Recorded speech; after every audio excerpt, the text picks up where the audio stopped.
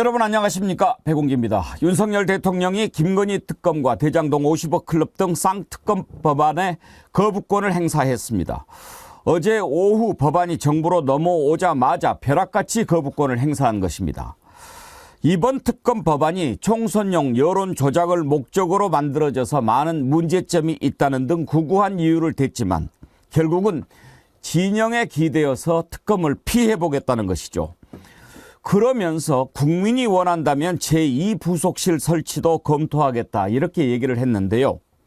국민이 원한다면이라고요? 지금 국민의 70% 가까이가 대통령이 거부권을 행사하면 안 된다고 말합니다. 그 국민은 도대체 누굽니까? 뻔뻔해도 분수가 있어야지요. 제2부속실 설치하지 않은 이유가 공약이어서 그랬다고 하는데 왜 그 공약이 나왔습니까? 정말 지금 그걸 말이라고 합니까? 국민이 바보입니까? 그런 공약을 내걸었던 이유는 국민들이 이제 잊었을 것이라고 생각하는 건가요? 특검을 거부할 거면 적어도 김건희 씨가 명품백 받은 것은 사과라도 해야 상식 아닙니까? 정말 나쁜 정권입니다. 백운계 정치 1번지, 오늘 이 내용 집중적으로 다뤄보겠습니다. 출발합니다.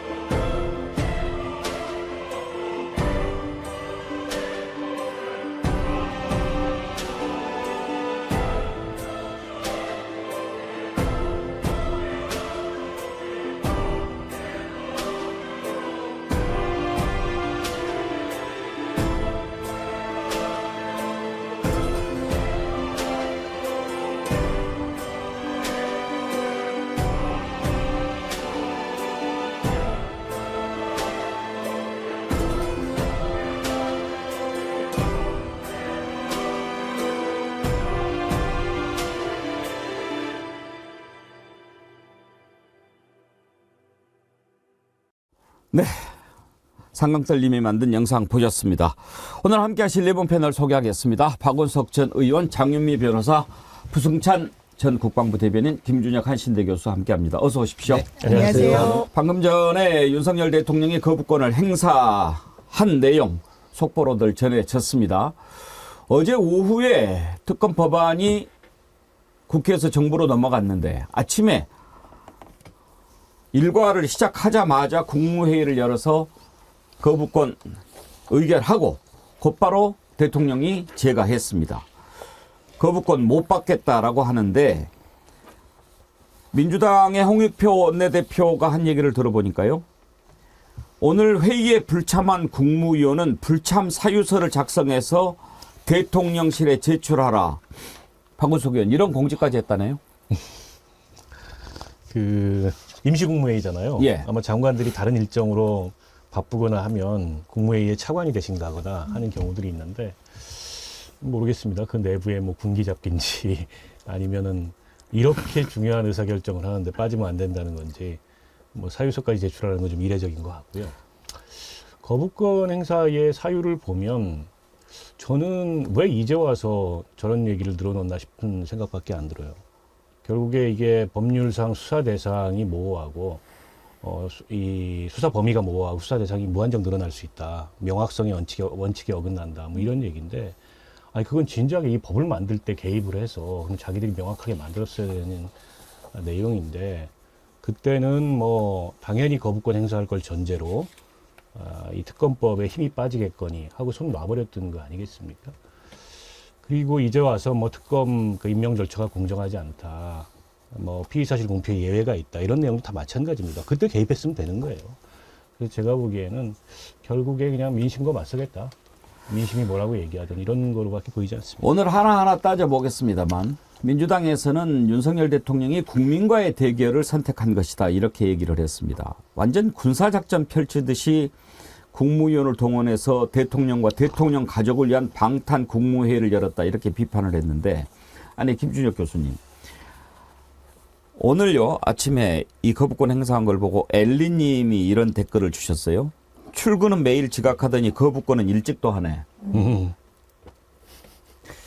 출근은 매일 지각하죠. 예, 출근 한 달에 한 20일은 지각을 하니까 어떤 때는 오후에 나가는 경우도 있고요. 그런데 제가 아까 이제 차 타고 오면서 계속 이제 속보가 언제 뜨나, 언제 얼마나 국무회의 의결 이후에 빠르게 하나 이제 계속 지켜보고 있었거든요. 그때 느꼈던 것이, 야, 이 사람들은 미래로 나가는 사람들이 아니라 과거로 가는 사람들이구나. 저는 흡사 1987년 4월 13일에 있었던 4.13 호원 조치가 그대로 떠올랐습니다.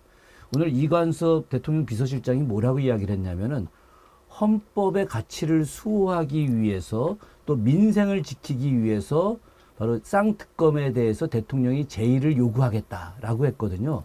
이게 87년 4월 13일 날 전두환 대통령이 당시 대통령 직선제 요구에 대해서 분명히 반대를 하면서 뭐 때문에 반대를 했는지 이야기를 했느냐. 올림픽을 갖다 준비하기 위해서 반대를 한다. 그때 그렇게 얘기했었습니다. 88 올림픽을 준비하기 위해서, 성공적으로 개최하기 위해서. 지금 그 88 올림픽의 성공적 개최가 또 다른 모습으로다가 민생을 갖다 지키고 헌법의 가치를 수호하기 위해서다. 참 어쩌면 그렇게 내용이 똑같은지.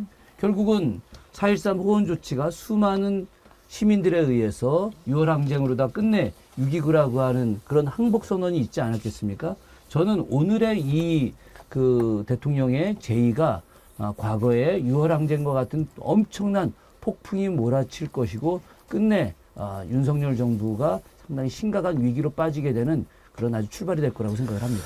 잠시 후에 대통령 비서실장이 밝힌 윤석열 대통령의 거부권 행사 이유를 들어보겠습니다만은 장윤미 변호사님, 네. 그래도 국민들이 이번에 좀 설마 혹시 했어요. 왜냐하면 70% 가까이가 그 반대했지 않습니까? 특검법 거부권 행사하면 그렇죠. 안 된다고. 그리고 지금 뭐 여러 가지 이유를 대지만 국민들이 다 알잖아요. 다 알고 어떤 계시죠. 의혹들이 있는지.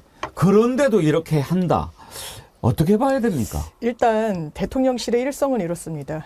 쌍특검법 거대 야당의 총선용 여론 조작이라고 하는데요. 여론과 맞서려고 하면 총선에서 선택받을 수 있을까요? 특검법이 왜 발의가 됐습니까?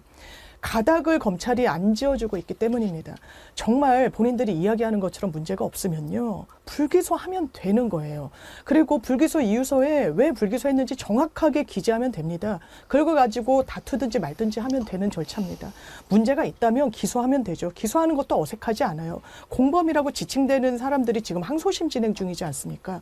어느 누구도요, 한동훈 비대위원장이 이야기한 것처럼 법 앞에 평등하다면 이렇게 종이로 그리고 문서로 자기 입장을 내고 끝나는 경우는 없습니다. 누구나 소환됩니다. 소환에 한 3-4차례 불응하잖아요. 체포영장 발부됩니다. 그게 일반 국민들이 이 본인이 혐의를 받을 때 수사를 받는 수순입니다. 김건희 여사가 예외일 수 없는 겁니다. 그런데 어떻게 하고 있습니까? 예외를 만들고 있죠. 검찰이, 국민의힘이, 대통령실이 만들고 있습니다. 그러면 어떤 대안이 있을까요? 특검이라는 대안이 그래서 제도적으로 필요하고, 그러면 이미 지난해부터 논의가 있었는데 왜 참여하지 않았습니까? 참여하지 않아놓고 지금 총선에 임박해서 가시화되니까 여론 조작이라고 어떻게 이렇게 무책임한 이야기를 할 수 있습니까? 국민들이 바보입니까? 70% 이상 국민들이 지지하는 데는요, 다 이런 일련의 과정을 지켜봐 왔기 때문인 거거든요. 그런데 이제 와서 조작이다, 정치 공작이다, 전 진짜 세게 역풍 맞을 거라고 생각합니다.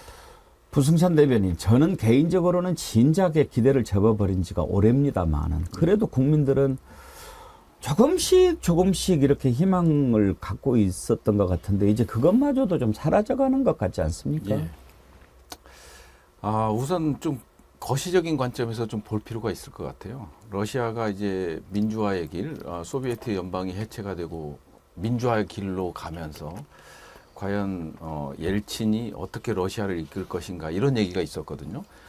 근데 이제 지금 그러면서 이제 그 러시아의 정치 체제를 어떻게 볼 것이냐, 민주주의 체제로 볼 것이냐, 아니면 권위주의 체제로 볼 것이냐. 그 과도기적인 체제가 나타나는데요. 그게 위임 민주주의 체제예요. 그러니까 상당히 혼란기 속에 위임 민주주의는 뭐냐면 국민의 인기는 상당히 혁명을 통해서 이루어진 국가이기 때문에 건설된 국가이기 때문에 국민의 인기는 상당하죠. 그러니까 국민의 절대 다수의 지지가 있는 거예요.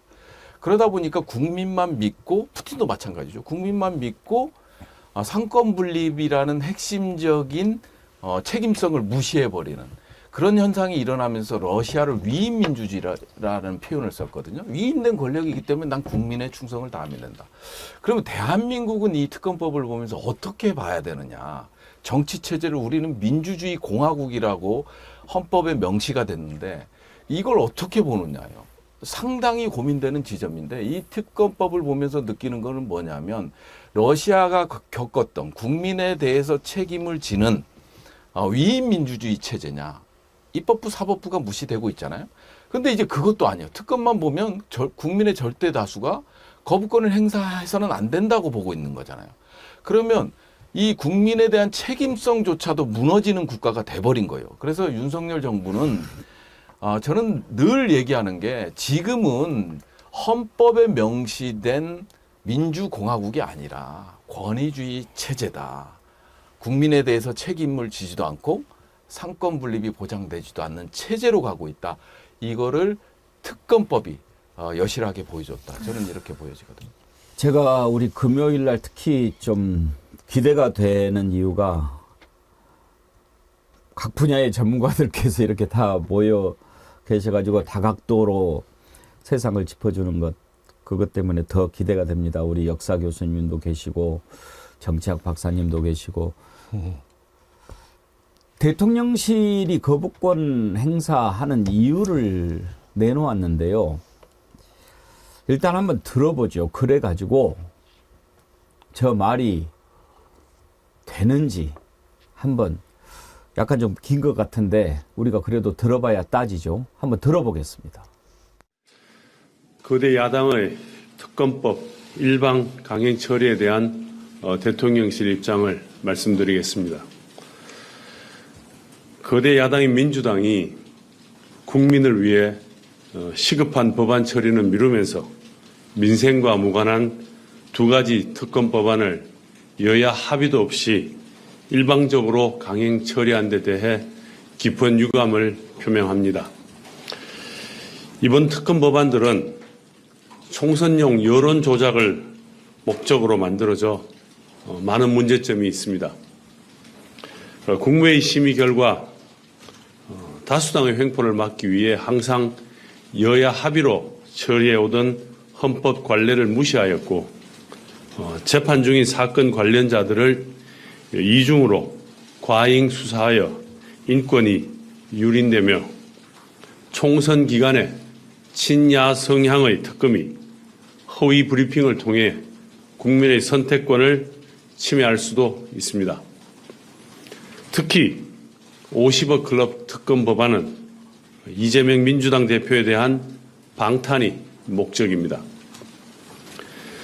누군가 대장동 사업 로비용으로 50억 원을 받았다면 그 사람은 당시 인허가권자인 이재명 성남시장 주변 사람일 것이고 자신의 신변 안전을 위해서라도 지난 대선에 민주당의 집권을 바라고 지지했을 것입니다. 그럼에도 여당의 특검 추천권은 배제하고 야당만 추천하여 친야 성향의 특검이 수사한다면 진상이 규명될 리 없습니다. 친야 성향의 특검이 현재 진행되는 검찰 수사를 회방하고 이재명 대표에 대한 수사 결과를 뒤집기 위한 진술 번복 강요, 이중 수사, 수사 검사에 대한 망신주기 조사, 물타기 여론 공작을 할 것도 뻔히 예상됩니다. 도이치모터스 특검 또한 12년 전 결혼도 하기 전인 일로 문재인 정부에서 2년간 탈탈 털어 기소는커녕 소환도 못한 사건을 이중으로 수사함으로써 재판받는 관련자들의 인권을 침해할 뿐만 아니라 정치 편향적인 특검 임명, 허위 브리핑을 통한 여론 조작 등 50억 클럽 특검 법안과 마찬가지의 문제점이 있습니다. 이 특검 법안들은 수백억 원의 예산이 투입되어야 하는데 국민의 혈세가 민생과 무관한 곳에 낭비될 수밖에 없습니다. 검경 등에서 특검에 수백 명의 인력이 차출될 경우 법 집행기관들의 정상적인 운영에도 심각한 지장을 초래할 것이 뻔합니다. 대통령은 헌법과 법치주의의 수호자로서 인권 보호 등 헌법 가치를 보호하고 선거를 공정하게 관리해야 할 책무가 있습니다. 따라서 이러한 원칙에 반하는 특검 법안에 대해서는 제의 요구를 해야 할 의무가 있습니다. 만약에 이러한 입법이 잘못된 선례로 남는다면 인권과 헌법 가치는 다수당의 전횡에 의해 언제든지 위협받을 수 있는 것입니다. 이러한 헌법상 의무에 따라 대통령은 오늘 국회에 2가지 총선용 악법에 대한 제의를 요구하였습니다. 이상입니다. 네. 예, 대통령 비서실장이 밝힌 대통령의 거부권 행사 이유입니다. 여러분은 어떻게 들으셨습니까? 자, 이제 하나하나 짚어보도록 하겠습니다. 먼저 우리가 여기에서 쭉 들어보면서 문제를 삼을 만한 것은 너무 예단이 많다 하는 것 아닙니까? 이럴 것이다, 이럴 것이다, 이렇게 될 것이다. 해보지도 않고 말이죠. 그것도 짚어보고, 그리고 이제 오늘 대통령 비서실장이 밝히지는 않았지만 나중에 백브리핑을 통해서 뭐 제2부속실 설치 얘기가 나왔다고 하는데 그 얘기도 조금 이따 해보기로 하고, 먼저 자, 이렇게 이유를 밝혔으니까 그래요? 한번 짚어봅시다. 저는 이걸 딱 들으면서 약간 그 실소를 할 수밖에 없었던 이유 가운데 하나가요. 모든 국민들이 또 모든 언론이 김건희 대장동 50억 클럽 특검 법안이라고 합니다. 그런데요, 오늘 대통령실 대장동 50억 클럽 특검 법안 거부 이유부터 밝힙니다. 김건희 특검을 저 뒤로 뺐어요. 그 내용 왜 그렇게 했는지 초등학생도 알겠죠. 자, 거기에 넘어가지 않고 우리는 유단자니까 김건희 이유부터 봅시다. 장윤미 변호사님. 네. 도이치모터스 또한 12년 전 결혼도 하기 전인 일로 문재인 정부에서 2년간 탈탈 털어 기소는커녕 소환도 못한 사건이다. 이렇게 얘기를 합니다. 그랬습니까? 소환도 못한 거는 어떤 의미에서는 사실인 거죠. 소환을 왜 못했습니까? 권력이 두려워서 못했다고 보는 게 맞죠. 어떻게 문재인 정부 검찰이라고 명명합니까? 윤석열 검찰총장의 검찰이라고 명명하는 게 더 정확하게 이 사태를 보는 겁니다. 더 어이없는 건요. 대통령이 헌법 가치의 수호자로서 제2 요구권을 행사할 의무가 있다라고 하는데요. 정말 헌법 가치의 수호자라면요. 그리고 헌법 가치를 조금이라도 존중한다면요. 국회에서 통과한 특히 본인의 배우자와 관련된 특검 법안은 받는 게 맞죠. 그게 본인이 이야기한 법치주의에 부합하는 거 아닙니까? 이걸 어떻게 헌법을 들먹이고 국민을 거론하면서 본인을 정당화할 수 있습니까? 이거는 저는 너무 일방통행이다. 그리고 아까도 말씀 주셨지만 예단에 예단을 거듭하면서 되지 않을 거다라고 이야기합니다. 동의하기 어렵습니다. 허위 브리핑을 하다니요. 왜 대한민국 특검을 그렇게 얕잡아 봅니까? 정의당이 추천하면 안 됩니까? 민주당이 추천하면 안 되나요? 이게 왜 이렇게 됐냐면 국정농단 사건 때도 사태 때도 사실 유사하게 특검을 이렇게 구성하도록 했었죠. 그때는 맞고 지금은 틀립니까? 허위 브리핑이라뇨. 국정농단 사건 때 이른바 윤석열 검사, 한동훈 검사 어떻게 했습니까? 브리핑 했습니다. 왜? 국민의 알 권리니까요. 수사 상황 피해 사실 공표하라는 게 아니에요. 장외에서는 피해 사실 사실상 공표하고 있지 않습니까? 여러 민주당을 향한 수사와 관련해서는요. 본인들과 관련된 것은 조금이라도 국민들께 말씀드리면 그게 피해 사실 공표입니까? 이게 허위 사실 유포인가요?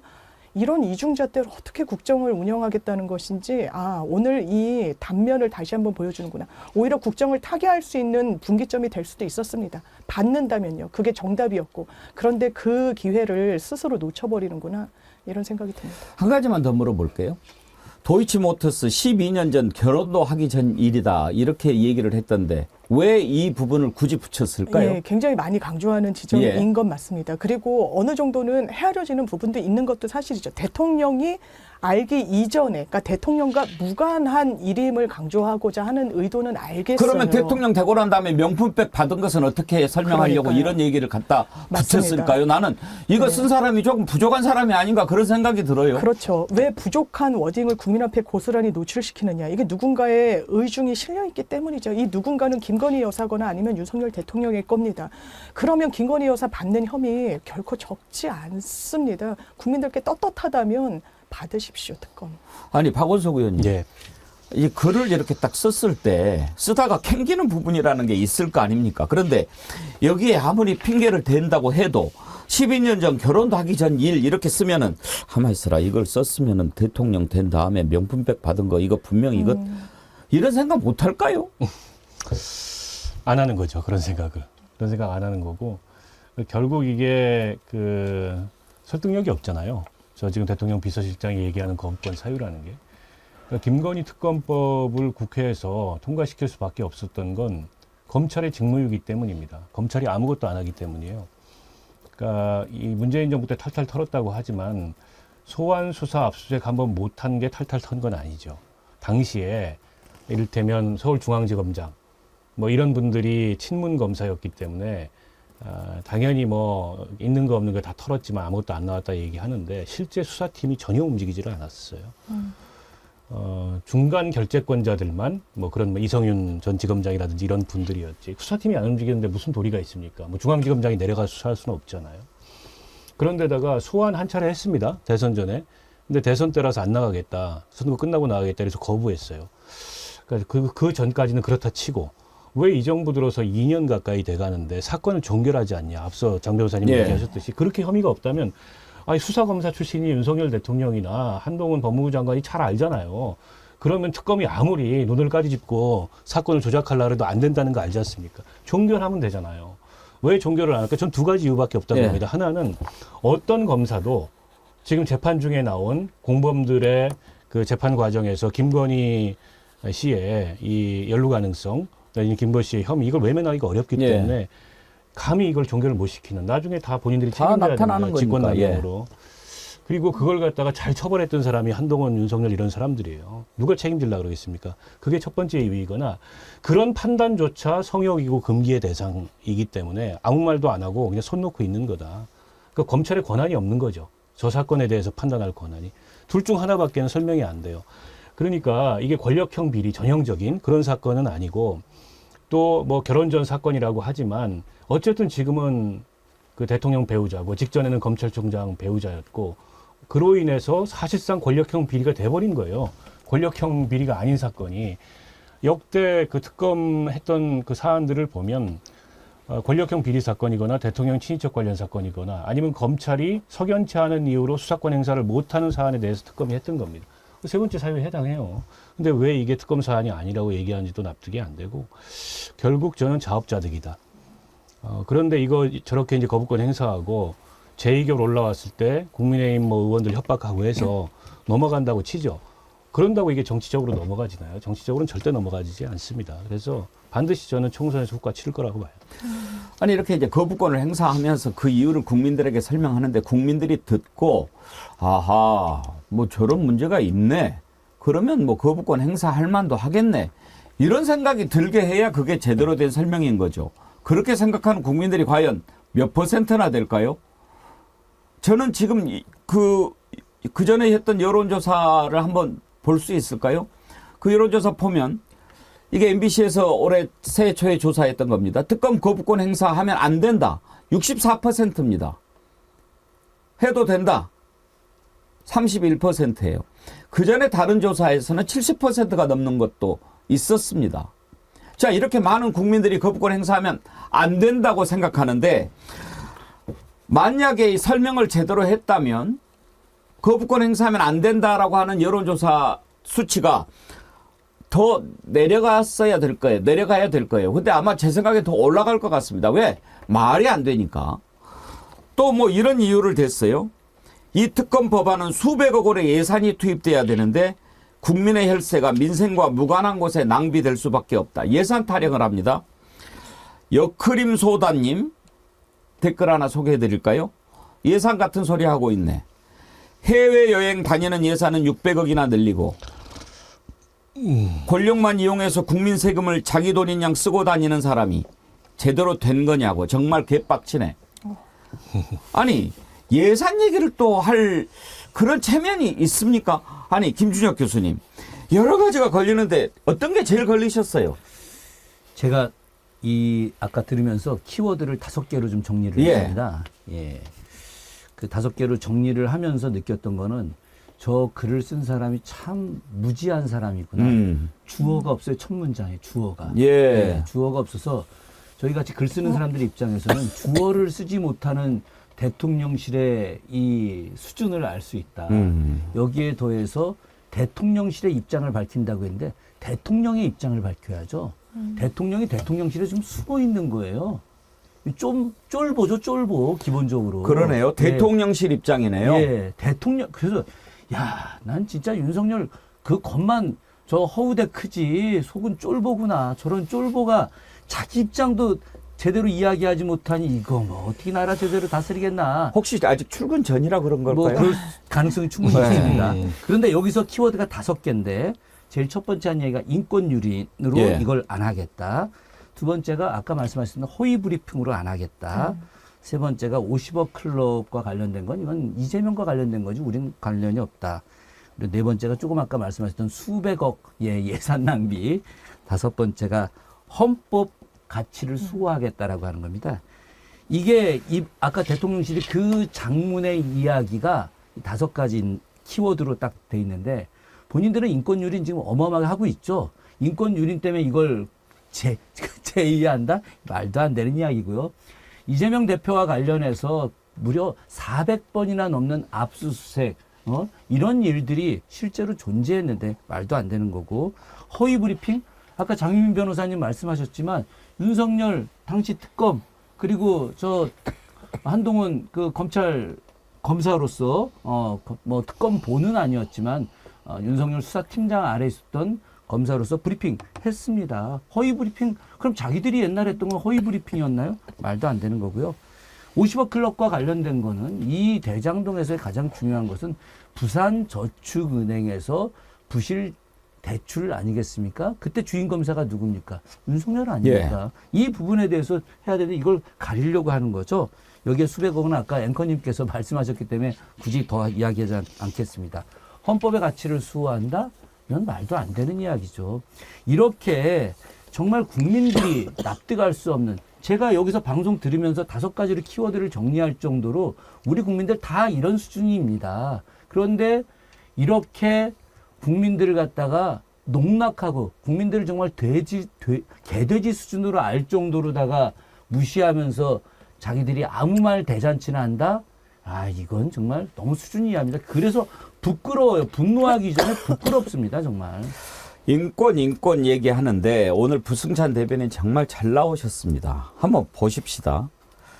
지금 만약에 이렇게 수사를 하면 관련자들의 인권을 침해할 뿐만 아니라 뭐 이렇게 저렇게 하는데 아니 부승찬 대변인은 우리 국민들이 너무나 잘 알다시피 참모총장한테 그 얘기를 들었고 천공이 왔다 갔다 그런 얘기를 들었고 그 얘기를 했는데 그걸 가지고 문제를 삼고 지금 수사를 해가지고 사람을 반 죽여놓고 재판도 제대로 못하면서 어떤 게 인권 침해입니까? 저도 참 이렇게 뭐 이재명 대표에 비하면 조족 지열이죠. 예. 근데 참 인권 유린이라는 게 저는 괜찮아요. 근데 이제 주변인들이 별건으로 가기 때문에 문제인 거죠. 그러다 보니까 당사자가 못 견디는 그런 상황으로 가는 거거든요. 그래서 뭐 인권 유린이다 뭐 이런 거는 당사자는 그 인권 유린을 당하지 않습니다. 그거에 대한 사법적 판단을 받을 뿐이에요. 그래서 이거에 대해서는 뭐 할 말이 없고요. 로즈마리님 글 하나 잠깐 소개해 드릴게요. 예. 그 인권은 김건희한테만 적용하냐? 그렇게 올라옵니다. 그렇죠. 그래서 저는 이거를 보면서 세 가지 총평을 하고 싶어요. 법치를 강조하잖아요. 헌법의 가치. 법치를 강조하는데 실상은 인치예요. 대통령 1인에 의한, 김건희 1인에 의한 발표문이다. 그래서 인치다. 예. 이게 이제 권위주의 국가. 저는 북한. 국민에 대한 린치라고 그러신 줄 알았습니다. 예. 인치다. 두 번째는 수단이 목적을 지배한다. 이런 걸 느꼈고요. 법치주의라는 거는 우리의 하나의 목적이 돼야 되는 거잖아요.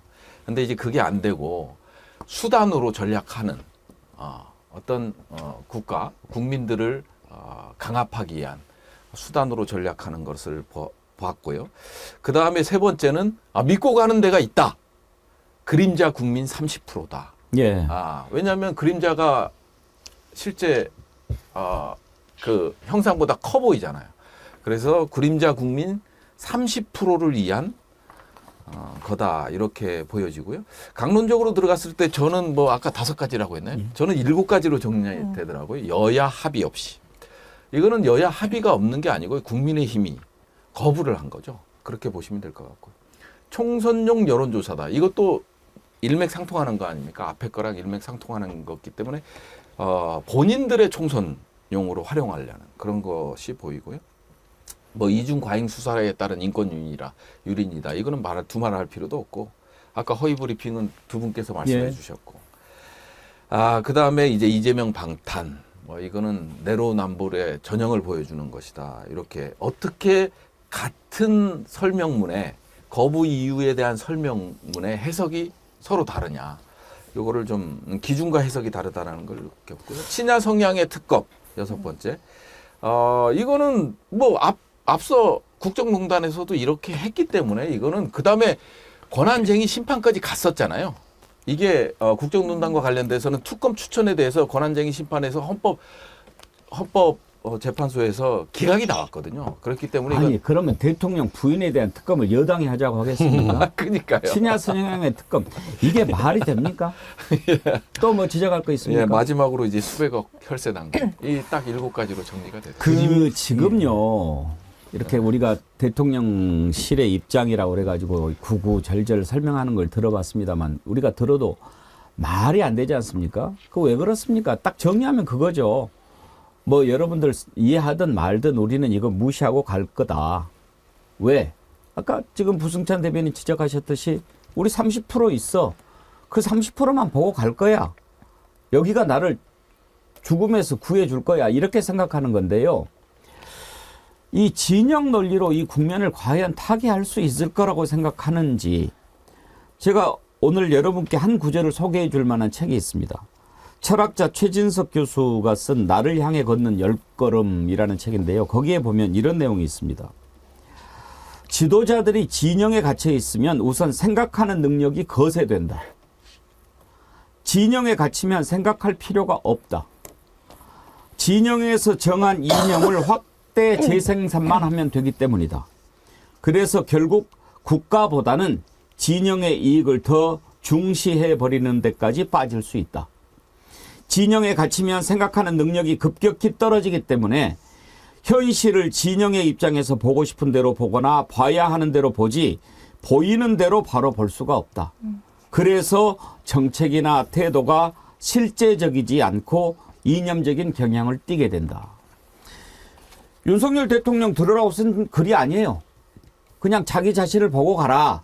진영에 빠지지 말고 그런 철학서적인데 어쩌면 지금 이렇게 진영에 빠져 있는 한 사람의 속성을 그대로 보여주는지 오늘 여러분과 함께 나누고 싶어서 제가 소개를 했는데요. 박원석 의원님, 예. 이거 진영 가지고 돌파하겠다는 게 뻔히 보이는데 그거 갖고 돌파가 됩니까? 국민들이 바보입니까? 아니 그 전에 생각하는 능력이 더 떨어지면 어떡합니까? 저는 다른 이유로 생각하는 지금 능력이 상태에서. 떨어져 있는 줄 알았어요. 그건 굉장히 심각한 문제를 낳을 것 같고요. 떨어질 때가 있어요. 그러니까요. 제 말씀이 그 말씀이고. 아니, 우리가 이제 뭐 여론도 봤지만, 여론의 문제를 떠나서 강서 재보궐선거 이후에 국민이 무조건 옳다. 이런 언급하고, 이념도 중요하지만은 그보다는 민생이나 뭐 실질적인 국민의 삶이 중요하다. 뭐 당시에 그 얘기 할 때도 저게 진짜 마음에서 우러나와서 하는 얘기일까 의심이 들었어요. 근데 이번에 이제 신년사를 보십시오. 그 우리가 윷놀이 할 때 백도라고 있잖아요. 예. 원점으로 돌아갔어요. 이념과 이권의 카르텔을 다시 얘기합니다. 민생 경제 얘기를 잔뜩 해놨는데 지금 이 정부의 경제 정책의 실체가 뭔지 국민들이 몰라요. 어떤 정부든지 정부가 처음 들었으면 그 정부가 추구하는 경제 정책이나 그 방향에 대해서 대략적인 무슨 경제 이런 식으로 이름을 붙입니다. 박근혜 정부 때도 무슨 창조 경제니 한참 비웃음의 대상이 되긴 했지만 근데 그조차도 없어요. 유독 뚜렷한 게 긴축 감세인데 긴축 감세로 지금 이 민생 경제 어려움 돌파 못합니다. 정책 전환이 있어야 되는데 정책 전환에 대해서 아무런 얘기가 없고 그다음에 노동연금 교육 3대 개혁에 대해서 당위만 얘기해요. 어떻게가 없습니다. 어떻게 하겠다가 없어요. 그러니까 의지만 있는 건 전략이 아니에요. 이 정부는 국정에 전략이 없는 겁니다. 비전이 없는 거고. 그런데다가 인구 소멸 얘기도 해요. 남들이 다 하니까. 그것도 어떻게가 없어요. 지금까지는 다른 접근 방법으로 접근해야 된다. 그게 뭐냐. 이걸 얘기해야 되는데 아무 얘기가 없습니다.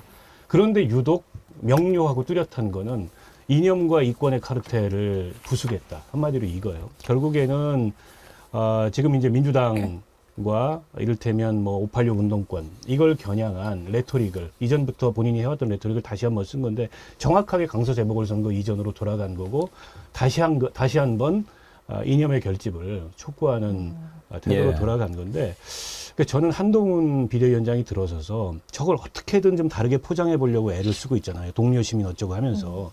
그러니까 동료 시민 70%가 거부권 행사해서 안 된다고 특검법에 대해서 판단하고 있는 것에 대해서는 어떻게 생각하는지 제가 묻고 싶은 거예요. 동료 시민 한동훈한테. 저는 정말 이 정권은 양심도 없다 이런 생각이 드는데요. 장윤미 변호사님 아까 뭐 문재인 정부 때 탈탈 털었는데도 뭐 도이치모터스 했다 이러면서 이제 김건희 특검 거부를 했는데 대통령실 고위 관계자가 또 기자들에게 그렇게 얘기를 했대요.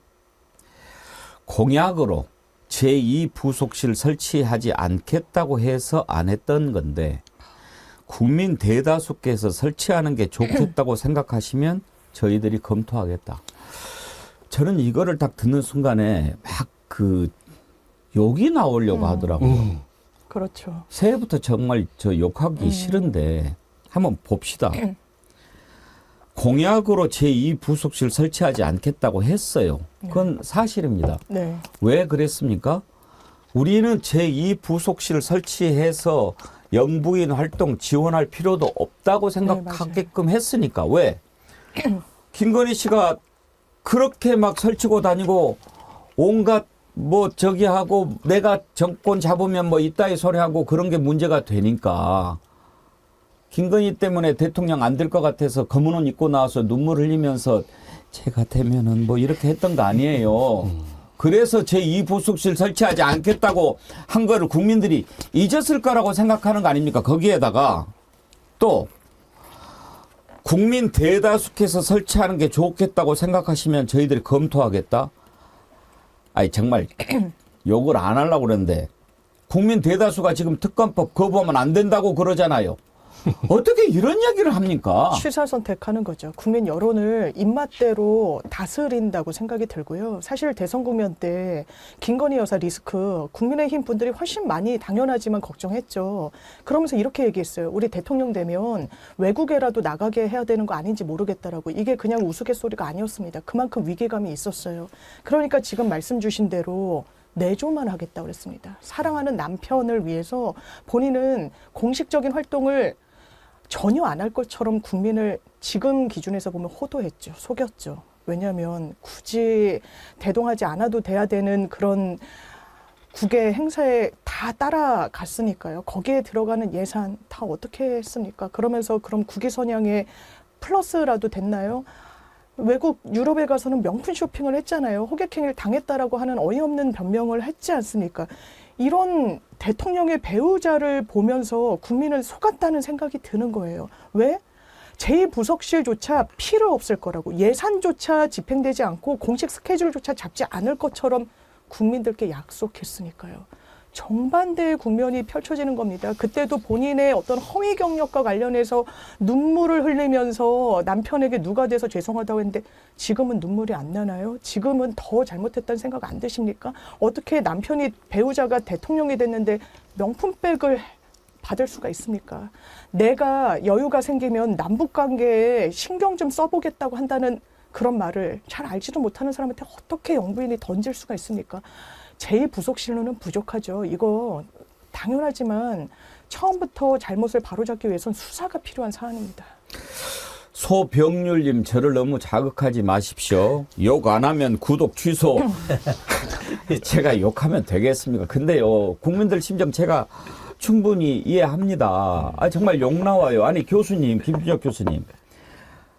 지금 왜 국민들이 제2부속실 설치하라고 그럽니까? 그 전에 설치 안 하겠다라고 할 때, 그러면은 뭐, 저기 자빠져 있을 거니까 문제 없겠네 했다가, 지금 도대체 무슨 짓을 하는지 알 수도 없고, 돈을 얼마나 쓰는지, 어디다 쓰는지 알 수 없으니까 차라리 그거 다시 만들어서 확실히 검사라도 하게끔 하자. 그거 아닙니까? 그렇죠. 기본적으로 국민들이 원하는 건 투명하게 해달라는 겁니다. 투명하게. 제2부속실을 설치한다고 해서 김건희 여사 혹은 김건희 씨가 무슨 뭐 더 지금보다 더 나은 행동을 하거나 뭐 그러진 않을 거예요. 다만 제2부속실을 설치를 하게 되면 정확하게 투명하게 예산이 어떻게 집행되는지, 어디를 가는지 뭐 이런 내용들을 갖다 더 정확하게 알 수 있는 거 아니겠습니까?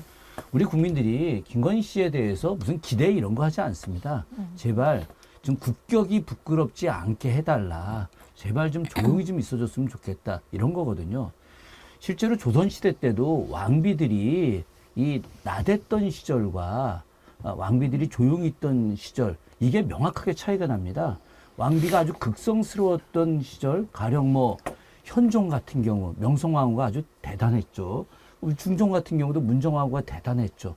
그런 시절에 왕비가 아주 막 왕보다 더 큰 권한을 갖고 있던 그 시절에 국정 운영이 제대로 안 돼요, 이게. 관료들이 어디에다 줄을 서야 될지를 잘 모르거든요. 그렇기 때문에 조선시대 내에서도 왕비의 역할을 최소화시키고, 그래서 종묘제사나 사직 대제 지낼 때 그때 음식 만들기 이런 걸 주관하게 하는 게 왕비의 역할, 이런 걸로 좀 한정을 많이 했었거든요. 그런데 지금 김건희 여사가 대통령보다 더 큰 권한이다. 그러니까 일반적으로 V1, V2 할 때 V2가 김건희 여사가 아니라 V1이 김건희 여사다. 이런 이야기가 세상에 흘러나오는 것 자체가 비극이라고 하는 거죠. 제발 김건희 여사가 빨리 그 대통령실에 의해서 제2부속실이 만들어져서 그냥 딴 것 말고라도 예산이라도 좀 투명하게 공개됐으면 하는 바람일 뿐입니다. 아니, 그동안에 야당에서 그 선의를 가지고 부속실 설치와 관련해서 얘기를 많이 했어요. 예. 공약 어겨도 좋다. 그랬죠. 그런 거 어겨도 좋으니까 제2부속실 설치해라. 근데 이제 와가지고 뭐 공약이었기 때문에 안 한다는 건 말이 안 되고, 저는 그런 얘기도 했습니다, 개인적으로. 제2가 싫으면 제2가 싫을 수도 있잖아요. 제1로 하든가 명부인실로 하든가 그래도 욕하지 않겠다. 어쨌든 투명하게 관리할 수 있는 체계를 만들어 달라, 이 얘기를 했는데. 특별이라고 붙여도 되니까. 아니, 그러니까요. 예. 그럼에도 불구하고 안 했잖아요. 도대체 어디서 무슨 일을, 누구를 만나서 하고 다니는지 알 수 없는데, 어디서 누구를 만나서 무슨 일을 하고 다니는지를 짐작해 볼 수 있는 그런 단서가 이번에 그 디올백, 이걸 또 통해서 드러났어요. 저는 디올백 그 백 받는 것도 심각하지만, 아까 장영민 변호사 지적하셨듯이 남북관계에 신경 쓰겠다. 금융위 인사에 대해서 개입하는 듯한 정황, 이거 국정농단이에요. 선출되지 않은 사람이 국정에 감나라 변화라 하면 국정농단이죠. 민특공주다님, 또 거짓 눈물 한번 흘려보시지. 김옥선님, 딱 그 공약 한 개 지킴. 크크크. 코니아트님, 누워서 침 뱉는다. 초등학교 때 배운 속담의 뜻을 오늘 윤석열 정부와 한동훈 국힘 비대위원장님 덕분에 다시 깨닫습니다. 똥은 화장실에 가서 싸야 합니다. 자기 집 안방에 똥을 누고 어디서 똥냄새가 난다고 하면 정신적으로 문제가 생긴 겁니다. 스스로 국힘과 용산 집무실에 온갖 똥을 쌓아놓고 모든 더러움과 냄새의 원인을 스스로 깨닫지 못하니 대한민국 보수는 정신적으로 문제가 생긴 겁니다. 코니 아트님은 참 고상하신 분이네요. 이렇게 욕을 안 하고도 충분히 얘기할 수 있군요. 그래요.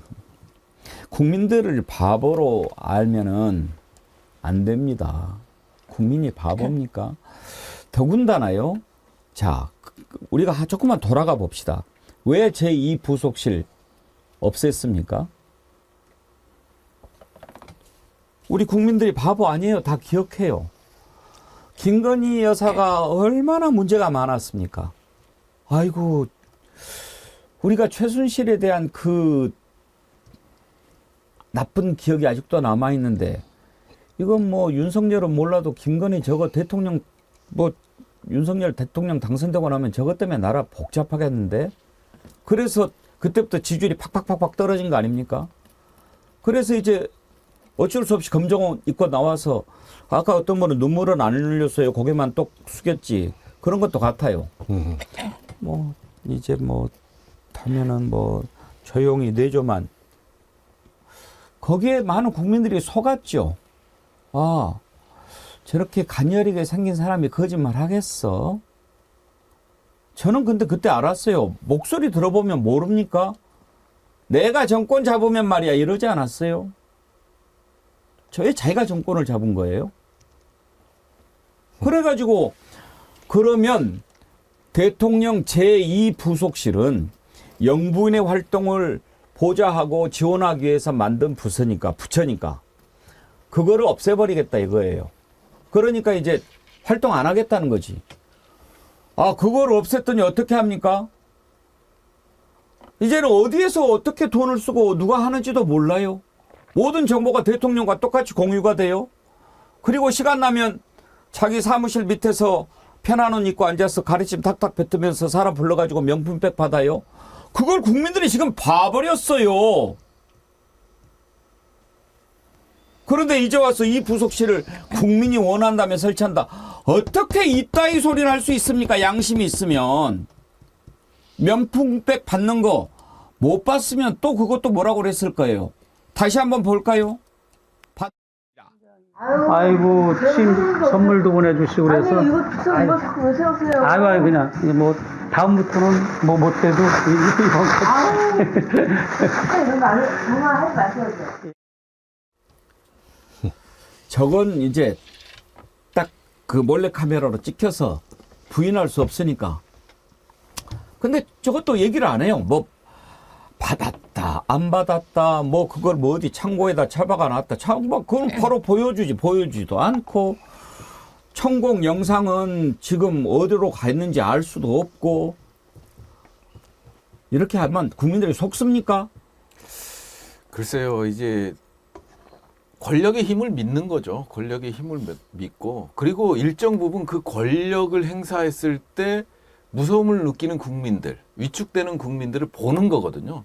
그렇기 때문에 이제 50대랑 똑같은 현상들이 나타나는데, 저는 뭐 아까 잠깐 부속실 얘기도 했지만, 제2부속실 얘기도 했었지만, 그 녹취 중에 김건희 여사가 한 얘기 중에 이런 얘기가 있잖아요. 윤석열 아저씨는 자기가 아니면 아무것도 못하는 아저씨다. 이런 얘기를 했어요. 이런 얘기를 한 게 간접적으로 드러난 게 이제 국가 간의 외교 행사에서 드러났잖아요. 국기에 대한 경례 못하니까 내려. 일어나 이래서 이런 것들. 그러니까 이런 행동 자체도 윤석열 대통령이 완전히 김건희 여사한테 의존하는 그런 상황까지 가버린 거거든요. 그래서 제2부속실을 만들면 조금이라도 예산이 투명해질 거라고 생각하는데, 저는 첫째적으로 김건희 여사를 보좌할 제2부속실 멤버를 제대로 꾸릴 수 있을까? 저는 이게 두렵고요. 그리고 그러다 보니까 이제 사인으로 다 채워질 가능성이 높다. 그리고 제1부속실은 오히려 제2부속실이 제1부속실 역할을 할 거고, 제1부속실은 이제 역할 자체가 대통령 출퇴근 관리, 이런 사적 관리에 치중하는 모습을 보이지 않을까. 지금까지의 행태를 봤을 때 그런 생각밖에 안 들거든요.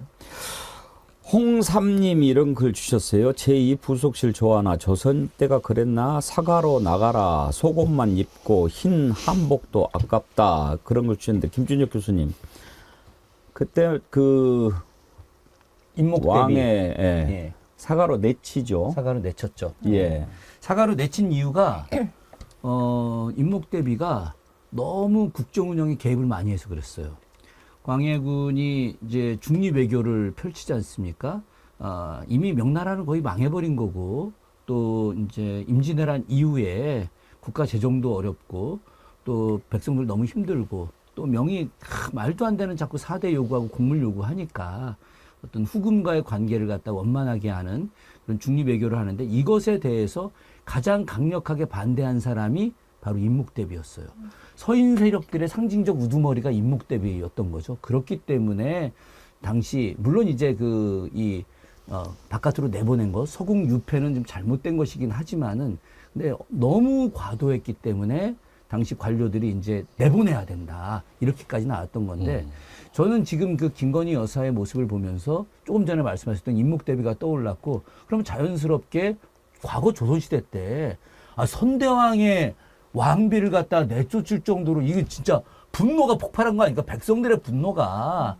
지금 대통령 부인 내보내는 거는 일도 아닙니다. 일도. 좀 기다려 보십시오. 정말 살다 이런 대통령 처음 봅니다. 처음 봐요. 대통령 되기 전부터 그 많은 예산 들여서 용산으로 옮긴다고 해가지고 맨 처음에 잡았던 것은 몇십 배가 들어가지 않았습니까? 그러면은 좀 국민하고 소통할 줄 알았더니 이렇게 오랫동안 기자회견 안 하는 대통령도 본 적이 없고, 취임 이후 지금까지 야당 대표 한 번도 안 만나본 이런 대통령이 어떻게 대통령입니까? 대통령 자리에 대한 인식이 없습니다. 용산으로 대통령실 옮겨서 바로 그 옆에서 그렇게 많은 청춘들이 한꺼번에 세상을 떠났는데도 미안하다는 말 한마디 하지 않습니다. 대통령이 왜 있습니까? 책임지게 하는 사람 하나도 없습니다.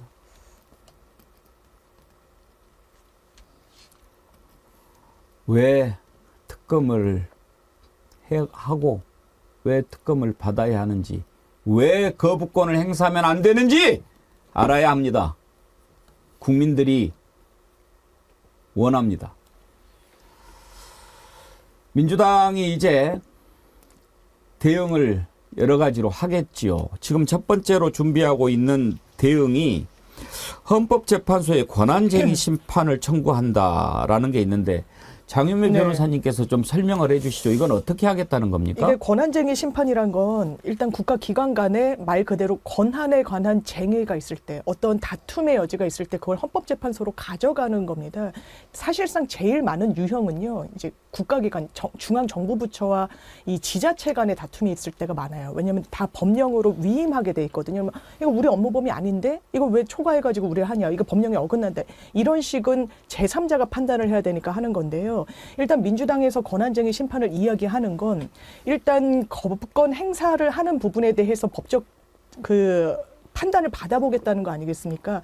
그런데 이거는 법률상 행사할 수 있는 하나의 좀 수단일 수는 있는데, 종국적으로 헌법재판소에서 그러면 일방의 편을 들긴 상당히 어려워 보입니다. 왜냐하면 전례가 어떻게 돼 있냐면요. 이를테면 96년도인가 이제 노동법 날치기 사건이 있었어요. 그때도 기관과 기관의 쟁투였던 겁니다. 쟁의. 왜냐하면 헌법기관인 국회의원과 이거를 날치기 통과한 국회의장 간의 권한이 맞부딪혔다라고 했을 때, 그때 헌재가 어떤 결론을 냈냐면 이건 국회 입법권의 침해는 맞다. 왜냐하면 새벽에 막 동원해서 일반 당은 막 참가도 못하게 하고 이거는 침해로 보이죠. 그럼에도 불구하고 이 법률의 유효성은 그대로 인정을 해줬거든요. 그 정도로 이게 상권 분립의 체계에서 이해를 한다면 당연한 결론이기도 합니다.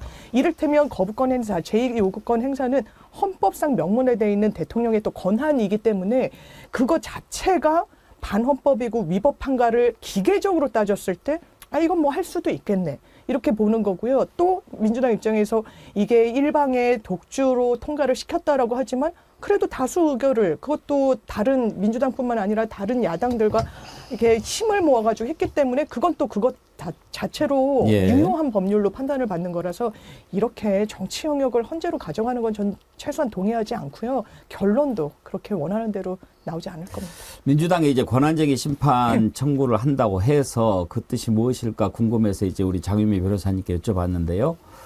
자, 여러분, 우리가 또 정치 일본지는 정치 10단인 우리 시청자님들과 함께하는 프로그램 아니겠습니까? 그 숨은 속뜻을 조금 살펴보도록 하지요. 박원석 의원님, 민주당은 이제 이런 계산도 있는 거 아닙니까?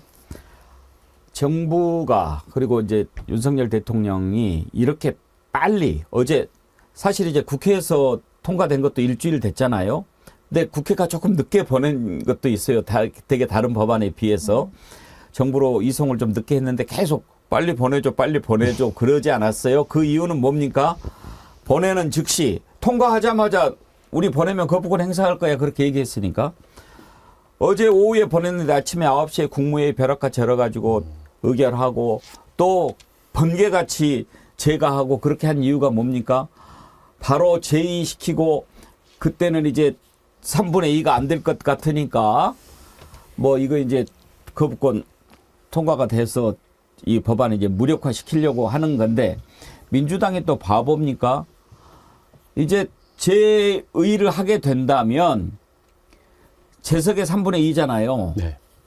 국민의힘 분명히 이제 총선 앞두고 공천 분란이 생기고 반대표 이탈표도 나올 수 있는데 권한쟁의 심판 헌재에 보내놓고 시간도 좀 벌어보고 이런 차원도 좀 생각해 볼 수 있는 거 아닙니까? 뭐 그런 그 의도도 일정하게 담겨 있는 거죠.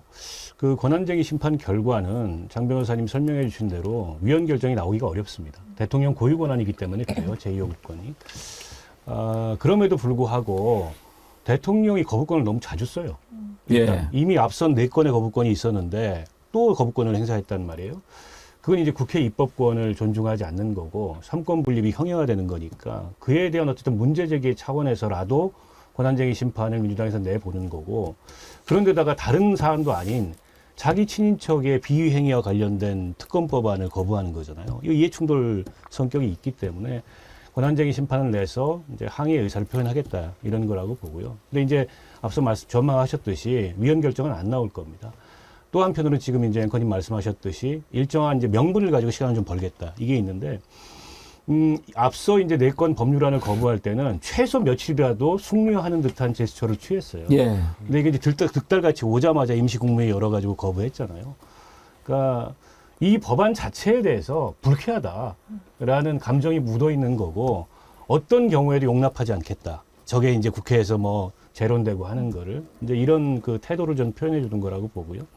그러나 이제 말씀하셨듯이 재의결 시점은 결국 여야 합의인데 여야 합의가 안 되면 의장이 정합니다. 근데 김진표 의장 인터뷰 하시는 거 보니까는 뭐 지금 국민의힘이 원하는 대로 1월 9일 날 임시국회 마지막 날 저걸 갖다 할 가능성은 없어 보여요.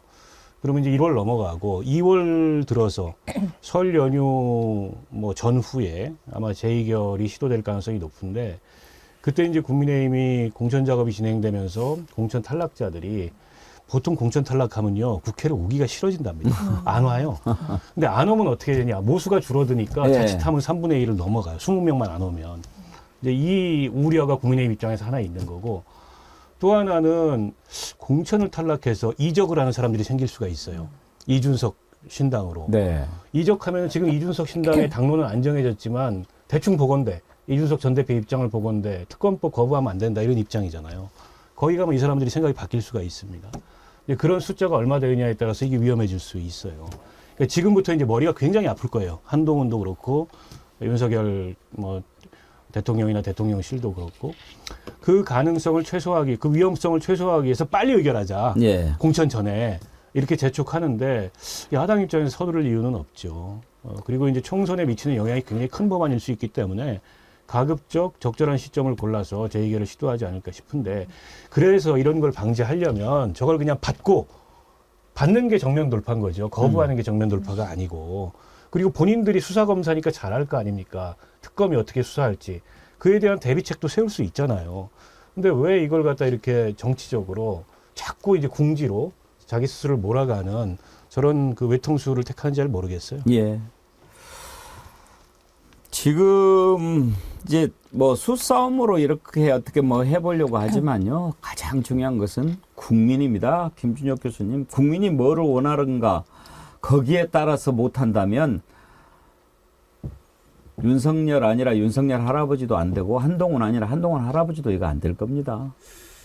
국민이 원하는 대로 하는 것이 정치인데 지금 윤석열 정부는 국민이 원하는 것을 무시하기 때문에 정치를 제대로 못하는 거 아니겠습니까?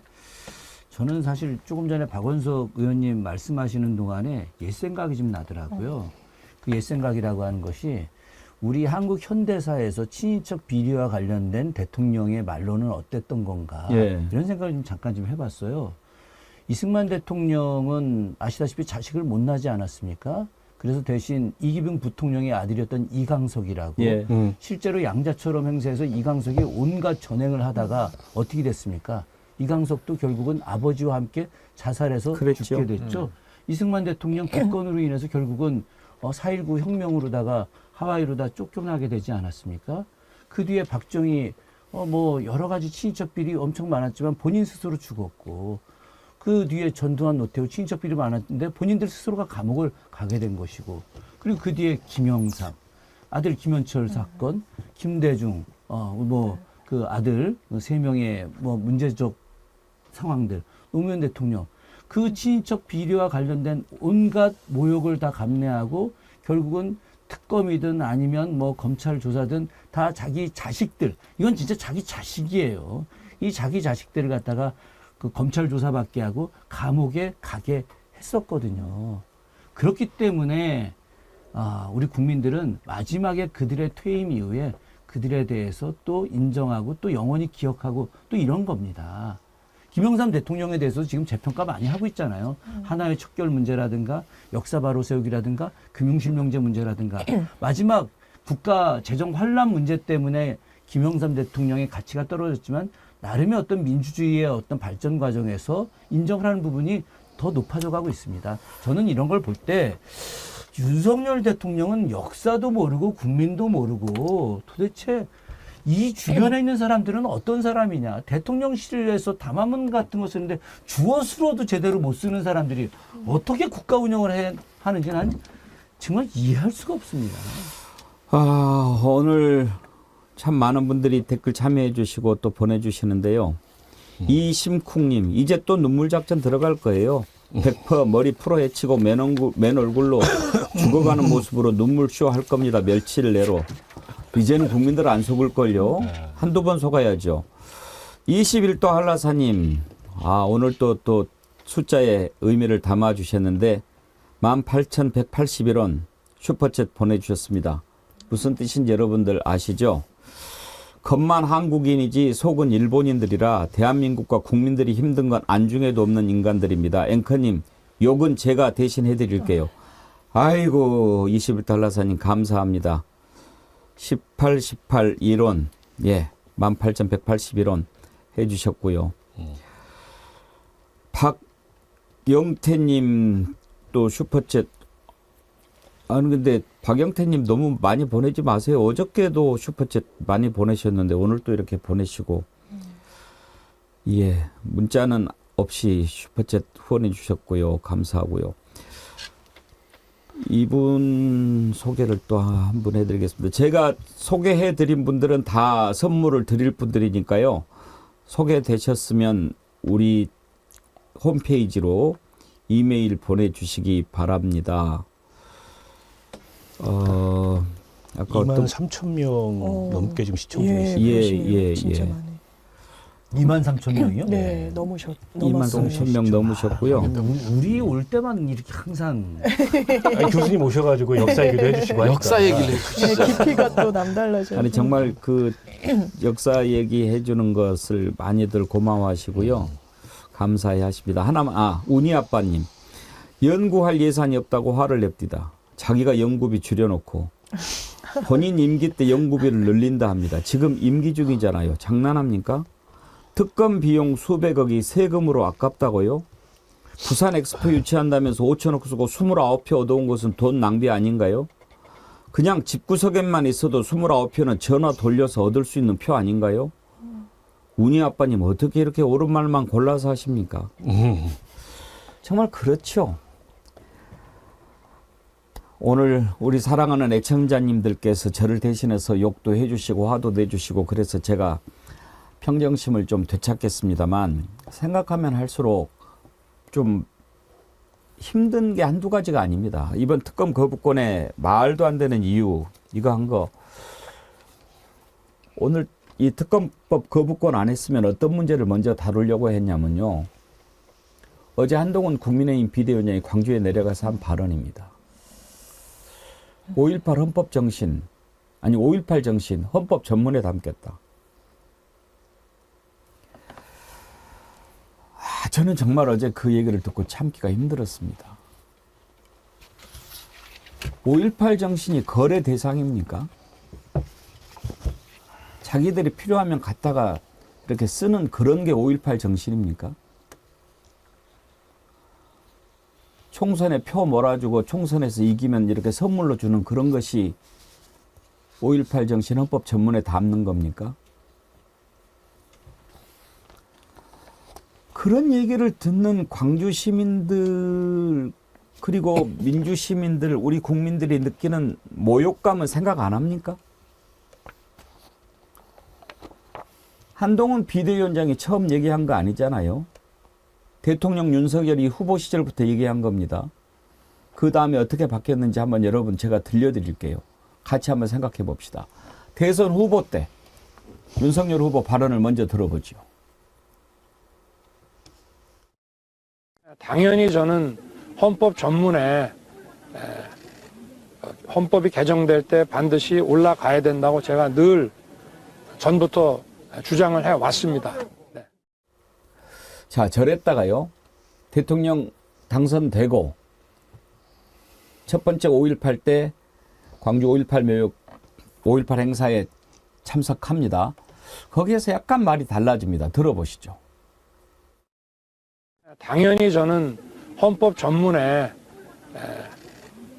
헌법이 개정될 때 반드시 올라가야 된다. 5월의 정신은 우리 자유민주주의 헌법 정신 그 자체이고 우리가 반드시 계승해야 할 소중한 자산입니다. 전문 얘기가 빠집니다. 그리고 나서 이제 어떻게 됩니까? 헌법 전문에 담겠다라고 하니까 정광훈 같은 사람이 난리를 칩니다. 거기에 이제 김재원 같은 사람이 또 맞장구를 쳤지요. 그런데였습니다. 여러분, 국민을 바보 취급하고 있다니까요. 그 장면 다시 한번 보시죠. 이번에도 우리가 김 위원장을 사실 밀었잖아. 네. 밀었는데 하이 세상에 우리한테 찬물을 깬 게 뭐냐면 5.18 정신을 헌법에다 넣겠다. 그런다고 전라도 표가 나올 줄 압니까? 전라도는 영원히 10%예요. 영원히 10%. 그건 불가능합니다. 불가능해요? 예. 불가능하죠? 예, 불가능합니다. 불가능하죠. 그냥 저도 반대입니다. 전라도에 대해서 립서비스 하려고 한 거지. 뭐 표 들려면 뭐 조상묘도 판다는 게 정신들 아닙니까?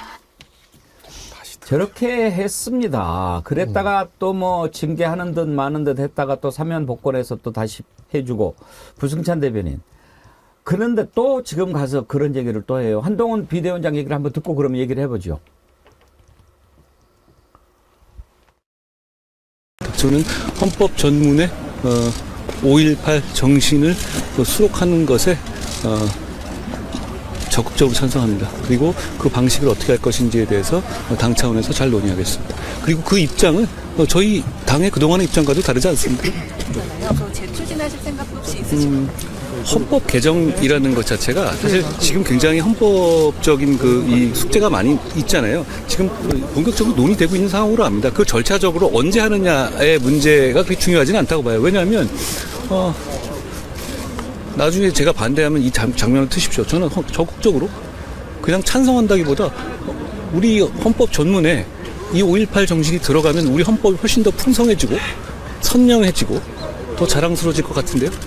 그 입장이 명확합니다. 그 절차적으로 헌법을 어떻게 하느냐. 원포인트 헌법 개헌도 그렇게 쉬운 게 아닙니다.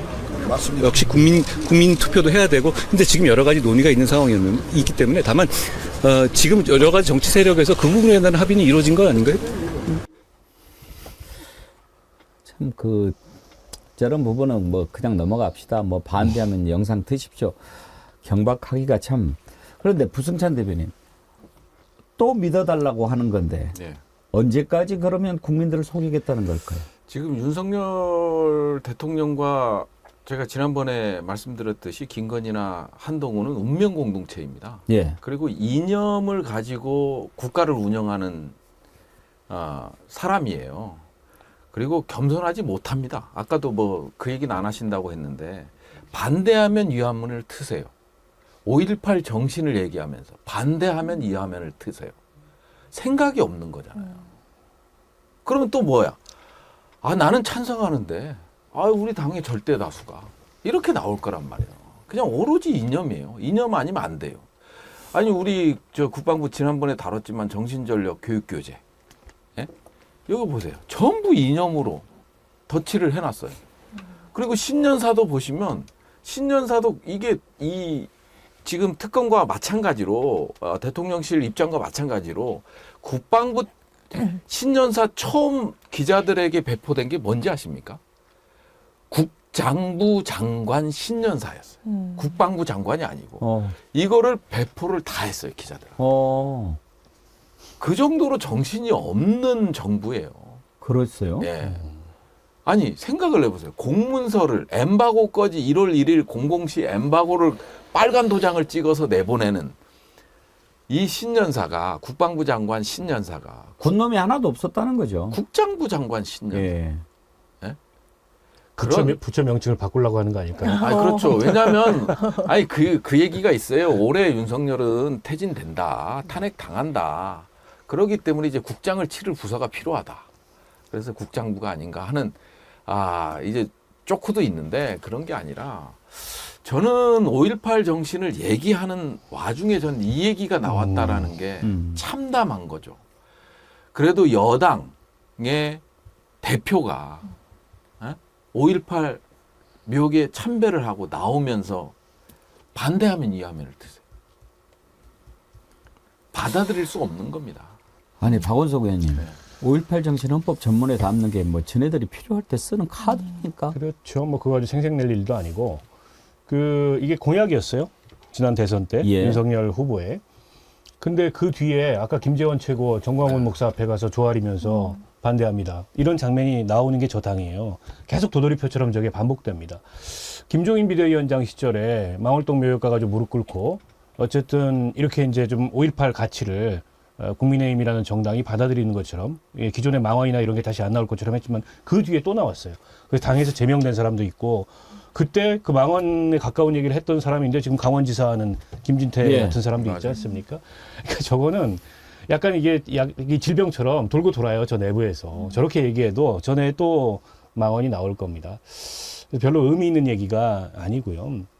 이제 한동훈 비대위원장의 진짜 위기는 뭐냐면 어쨌든 본인은 굉장히 어쨌든 신선하고 세련된 그런 이미지와 혹은 그런 용어, 그런 어휘를 사용하면서 등장했고 뭔가 국민의힘의 답답한 이런 총선 구도를 바꿀 거라는 기대를 받고 있는데 근데 우리가 앞서 얘기했던 이 특검법부터 시작해서 과연 거기에 새로운 어떤 이 한동훈 표 그런 정치를 보일 수 있느냐 없거든요. 그거는 윤석열 대통령과의 관계가 있어서 상하관계가 명확하기 때문만이 아니라 세계관을 공유하는 사람이에요. 같은 세계관을 갖고 있습니다. 전혀 다르지 않은 생각을 갖고 있어요.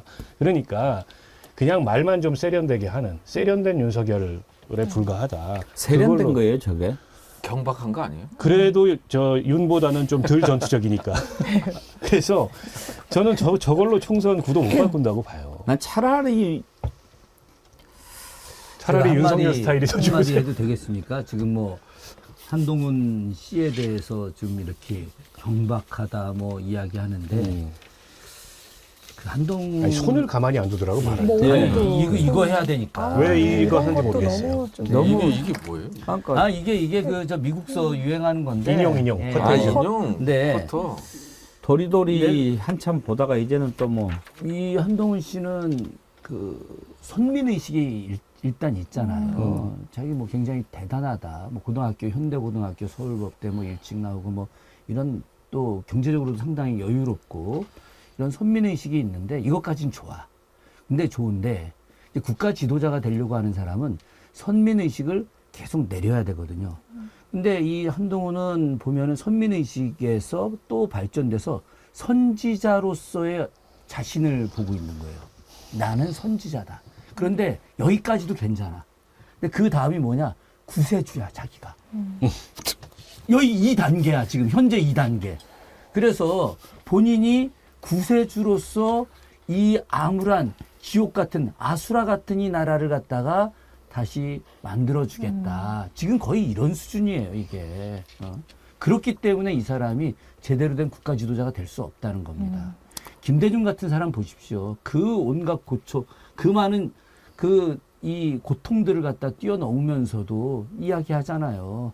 역사는 더디지만 진보한다. 확실한 역사의식을 갖고 생활하는데 역사의식이 없잖아. 역사가 뭔지에 대해서도 전혀 모르는 사람이지 않습니까? 예. 아니 장윤미 변호사님. 네. 아쉬울 때는 말하고 돌아서면 뒤집고 그런 일들을 한두 번도 아니고 계속 이렇게 하면 되겠습니까? 제가 역사의식의 부재 얘기를 해주시니까요. 어제 인상 깊었던 그 광주에서의 단어가 자기는 광주의 부채의식을 갖고 있지 않다라는 이야기를 하더라고요. 뭐 존중은 하지만 부채의식은 갖고 있지 않다. 역사의식을 제대로 내화한 정치인이 할 수 있는 말은 아니라는 생각이 듭니다. 정치권은 국민들을 그리고 한동훈 비대위원장이 이야기하는 동료 시민들은 광주의 부채의식을 가져야죠. 민주주의의 토대가 됐으니까요. 희생과 헌신을 통해서 여기까지 온 부분이 없다라고 이야기할 수 없습니다. 존중한다면 부채의식 갖는 게 맞을 거라는 생각이 들고요. 한동훈 장관 아마 오래가지 못할 겁니다. 세련된 이미지, 허상에 불과하다는 생각이 듭니다. 능력 상당한 물음표가 쳐져요. 왜 그러냐면요. 본인이 법무부에 있을 때 이렇게 이야기하더라고요. 민정수석실 없애면 저한테 직접 인사 관련한 검증 시스템 기자분들이 질문할 수 있는 겁니다. 인사 시스템 그래서 그 경찰 국가수사본부장 할 땐 자기는 몰랐다고 그랬어요.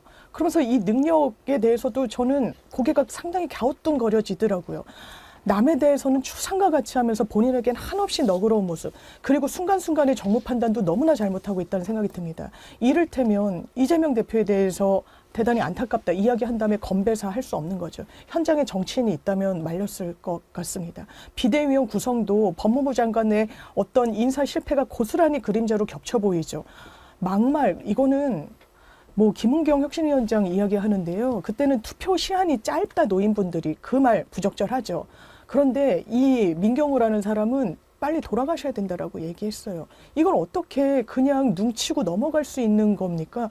저는 국민의힘 사실 들어보면 상당히 위기의식을 가지고 계신 분들이 저는 더 많다고 생각합니다. 한동훈에 대한 물음표는 국민의힘 내부로부터 나올 겁니다. 한동훈이 차기 권력으로 떠오르는 것 같으니까 이제 또 한동훈 눈치를 봅디다. 언론들이. 예, 오래 안 갈 겁니다. 이게 한동훈 비대위원장이 참 잘하는 게 하나 있어요. 네? 언론 활용과 통제 능력이 상당히 탁월하다. 물론 뭐 이렇게 전문가들의 예상은 법무부 장관의 언론 통제 활용 능력하고 비대위원장은 정치인이기 때문에 다를 것이다. 뭐 이렇게 얘기를 하지만 여전히 그때 습득한 걸 가지고 상당히 언론을 활용하고 통제하는 능력을 지니고 있다. 지금 이게 보여주는 것도 찬성한다라든지 뭐 이런 표현들을 하는 것들이 결국 언론으로 하여금 정보의 빈곤, 정보의 부재 상태에 만들어서 내 한마디가 상당히 효과를 발휘할 수 있게끔 하는 그런 능력들을 여전히 갖고 있고 그 검찰로서 누렸던 그리고 습득했던 능력들을 여전히 활용하고 있다. 그런 점에서 관심도가 여전히 높게 가고 있는 거거든요. 예, 그런 점에서는 좀 능력이 있지 않을까. 한동훈 스타일에 대해서 쪼양님 도대체가 5.18 정신이 뭔지도 모르고 보기 좋으라고 헌법 풍성해지라고 이게 말입니까 방구입니까? 한동훈 위원장은 저런 발언하기 전에 라마즈 호흡이라도 하고 말하면 좋겠어요. 들을 때마다 숨 넘어갑니다. 라마즈 호흡이 이렇게 아이 낳을 때 출산할 때 하는 호흡인데요. 맞습니다. 좀 연습하거든요. 차분하게 좀 하라는 거지. 아니, 저도 저 한동훈 위원장 이렇게 뭐 얘기하는 거 들으면 정말 정신사나워요. 말을 너무 빨리 하려고 그러죠. 맞아요. 머릿속이 이렇게 근데 말이 빠르고 단어 숫자가 많으면 정보 전달이 잘 될 것 같아도 꼭 그렇지 않거든요. 잘하는 사람이 있었어요. 미국 역대 대통령 가운데 가장 짧은 시간에 많은 단어를 소화했던 발음을 했던 사람이 케네디였다고 하거든요. 근데 케네디는 들을 만한 말이 많았잖아요. 그리고 정말 멋진 표현들이 얼마나 많았습니까? 쿠바 미사일 위기 때 그때 그 말이 케네디가 한 거 같나요? 우리가 무서워할 것은 공포 그 자체다. 뭐 그런 얘기도 하고 그랬었던 것 같은데. 뭐 제일 유명한 말은 그거죠. 뭐 국가가 나를 위해서 뭐를 해줘야 하는가 생각하기 전에 내가 국가를 위해서. 근데 케네디도 사실은 그 앞에 사람들 말을 많이 인용했죠. 케네디가 예. 가장 많이 인용한 게 링컨이거든요. 네. 예, 그 말도 링컨이 한 말을 또 이제 인용을 한 건데, 그러니까 케네디는 공부를 많이 한 거예요. 링컨의 말을 인용할 정도로 공부도 했지만 케네디의 가장 대중적 인기는 뭐냐? 2차 세계대전에 참전했다는 겁니다. 그래서 공군 조종사로 참전했다가 추락돼가지고 맞아요. 태평양에 떨어져서 거의 일주일 동안 그 바다에서 버티다가 살아난 사람이거든요. 이런 엄청난 내공을 갖고 있는데 한동훈 씨 군대 갔다 온 건가요? 잘 모르겠네요. 법무관으로 공군이었어요. 공군. 같은 공군이었네. 그래서 이 한동훈의 비밀을 좀 알고 있어요. 신체의 비밀을. 근데 우리가 그것까지 신체 얘기는 안 해도 돼요. 아니 그러니까 안 하는 거죠. 저는 이 한동훈 비대위원장의 레토릭 그게 본인도 여의도 사투리가 아닌 무슨 5천만의 언어 이런 얘기를 했는데 확실히 여의도에서 쓰는 표현들은 아니에요. 그러니까 자기 나름의 이 신선한 새로운 표현들을 연구를 하고 준비를 해가지고 나오는데 문제는 뭐냐면 준비한 말 위주로 한다는 겁니다. 잊어버리기 전에 빨리 해야 돼요. 그러다 보면 말이 빨라지고 딩동댕. 네. 그러다 보니까는 이게 감정이입이 잘 안 돼요. 저런 말에. 근데 저걸 신선하다고 보는 시각도 있는데 오히려 전 피로도가 굉장히 빨리 올 수 있는 불안하죠. 화법이고 사전에 준비하지 않은 어휘를 사전에 준비하고 레토릭을 사전에 준비하지 않은 그냥 날 것 그대로의 토론을 붙으면 미천 다 털릴 겁니다. 그럼요. 조금 전에 굉장히 재미난 해석이에요. 자기가 미리 준비한 걸 빨리 잊어버리기 전에 얘기해야 빨리 해야 되니까.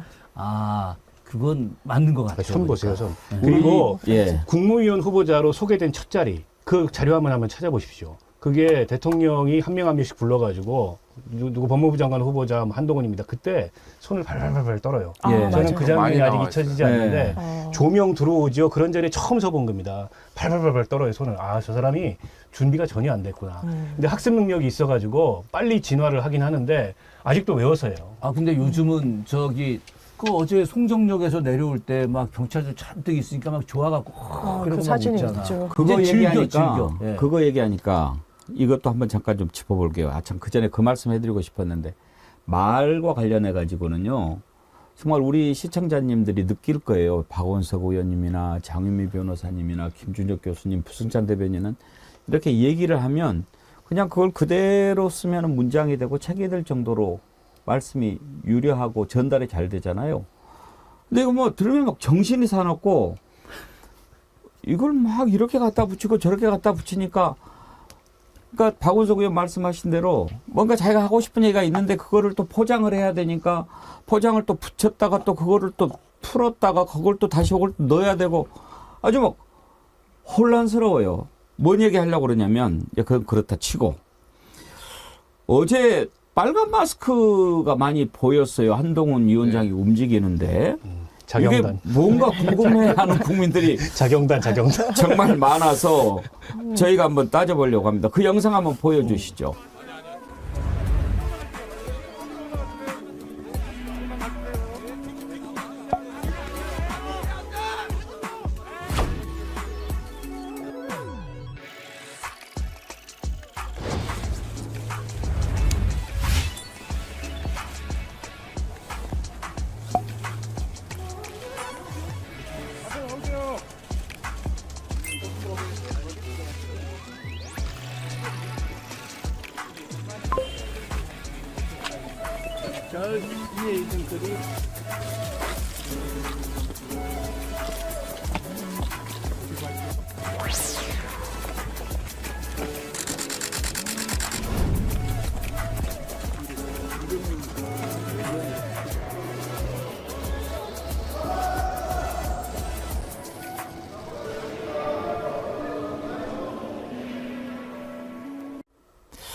한동훈 위원장이 움직이는 데마다 따라다니는 사람들이요. 정장 차림에 건장한 체격에 빨간 마스크 뭘까 참 궁금했어요. 기사를 보니까 확인을 했더니 이들의 정체가 국민의힘 청년당원들이었다는 거예요. 국민의힘 청년당원들로 따로 요청이 있었던 건 아니고 자원봉사 개념으로 자체에서 나서게 된 것이다 라고 했는데 부승찬 대변인 저 뭘 보여주고 싶었는 뭘 보여주고 싶었던 걸까요? 그러니까 뭐냐면 이게 좀 민주주의라든지 이제 권위주의라든지 정치 체제를 연구하다 보니까 느끼는 건 뭐냐면요. 그러니까 기세입니다. 기세. 기세. 그러니까 민주화가 덜 된 국가일수록 리더의 기세가 중요하다고 생각을 하는 거거든요. 그게 이제 지금 국민의힘이나 국민의힘 당원들이나 다 그런 건 아니지만은 한동훈 그 전에 또 이재명 당대표께서 이제 피습을 당하시고 뭐 이런 것들이 있다 보니까 그 기세를 보여주는 거 이게 가장 큰 겁니다. 예. 저런 제가 어제 그 한동훈 장관 발언 참 개멋, 겉멋, 똥폼 이렇게 이야기했는데 장윤미 변호사 네. 저렇게 이렇게 우르르 끌고 다니는 거 이렇게 좀 즐기는 거 그죠? 그래 보이죠. 국민들 보기에 좋아 보이지 않습니다. 글쎄요, 전 별로 안 좋아 보여요. 국민의힘 내부에서도 이 딱 송정역이 내렸을 때 놀랐다는 거예요. 너무 많은 또 일단 경찰들이 나와 있었고요. 또 이런 문제는 저는 보호해야 된다고 봅니다. 주요 인사인 거 맞으니까요. 그런데 그렇게 많은 경찰 인력이 또 투입이 되면 민생 치안이 또 공백이 생길 수도 있는 문제가 있고요. 빨간 마스크 자체가 상당히 좀 뭐랄까 위화감을 줍니다. 건장한 청년들이 그런 부분들 그리고 경찰 인력에 이렇게 애워싸여 있을 때 그 한동훈 장관이 보여준 태도 좀 실망스럽죠.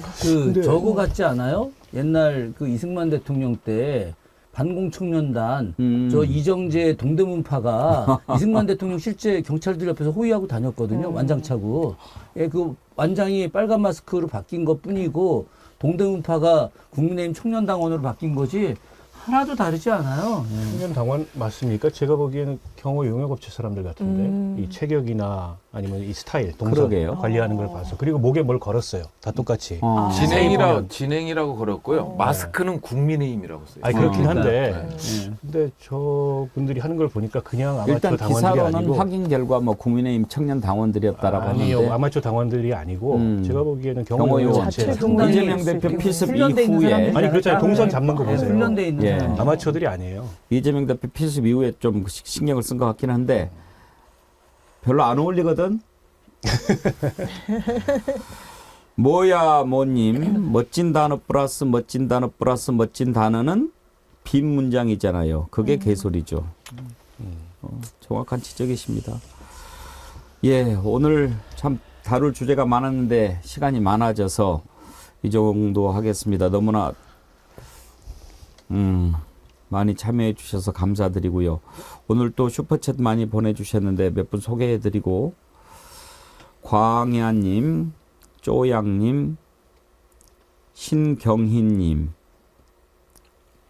JJ파더님, 강미환님, 박영태님, 정유나님, 민주아빠 이경직님, 김준혁 교수님 역사를 통해 교훈을 얻는 지혜를 저들에게 가르쳐 주십시오. 항상 좋은 분석과 가르침에 깊이 감사합니다. 아유 고맙습니다. 예. 21도 한라사님 제 대신해서 욕을 해주셨고요. 온달 장군님 동접자 23,000명 돌파 축하합니다 하면서 슈퍼챗 쏴주셨는데 감사합니다. 오늘 초록물고기님도 축하 동접 신기록 해서 해주셨는데 정말 감사드립니다. 제가 이제는 이렇게 뭐 구독자 수 어제 밤에 12만 명 넘고 또 오늘 동시 접속 23,000명 이렇게 돌파하고 막 이런 숫자 이제 가급적이면 얘기하지 않으려고 합니다. 너무 거기에 집착하는 것 같이 보여서요. 다만 감사한 마음은 제가 숨길 수가 없습니다. 여러분께 진심으로 감사드리고요. 이렇게 구독 많이 해주시고 또 댓글로 참여해 주시고 그런 것들이 항상 깨어 있어라 하는 그런 채찍으로 알고 제가 깨어 있겠다는 다짐을 다시 한번 드립니다. 코니아트님, 아까 제가 소개해드렸죠. 오늘 슈퍼챗 그리고 또 후원해 주신 분들께 감사의 말씀 드립니다. 1월 첫 주가 이렇게 지나갑니다. 올해 총선이 있어서 여러 가지로 전국이 참 혼란스러울 것이라고 예상했습니다만 새해 벽두부터 이재명 대표에 대한 테러가 있었죠. 그리고 또 윤석열 대통령 특검 거부권 행사하고 전국이 어떻게 흘러갈지 아무도 예측할 수 없는 상황입니다. 민주주의에서 총선은 매우 중요한 절차입니다. 축제까지는 되지 않더라도 선거는 있게 해야 합니다. 그렇지 않으면 민주주의가 무너집니다. 그럴 일은 없겠지만 저는 벌써부터 조금씩 걱정합니다. 선거는 있을까? 우리가 정신을 똑바로 차려야 할 이유가 있습니다. 정의가 무너지고 상식이 사라져 가지 않았습니까? 가지 않습니까? 우리가 정신 똑바로 차리지 않으면 넘어가고 당합니다. 무도한 권력에 맞서서 싸우는 그런 정어리대의 힘을 우리가 보여줘야 합니다. 깨어있는 정어리대 힘을 한번 보여줍시다. 그래서 여러분들 정의와 상식이 바로 서는 새로운 세상 함께 만들어 나갑시다. 오늘 함께 해주신 네 분 패널 감사드립니다. 김준혁 교수님만 나오면 항상 잘 이렇게 나와서 고맙습니다. 부승찬 대변인 합세한으로 더 그런 것 같고. 우리 둘이 오늘 아침도 같이 먹었습니다. 장윤미 변호사님 이제 다음 주부터는 그러면 금요일 날 네, 예, 불러주십시오. 뵙는 걸로. 네. 예. 박원석 의원님 오늘 고맙습니다. 네, 뭐 저는 하던 대로 하겠습니다. 건강한 주말 보내시고요. 시청자님 감사합니다. 여러분 건강하시고 다음 주 월요일 오전 11시에 회공계 정치 1번지 다시 찾아뵙겠습니다.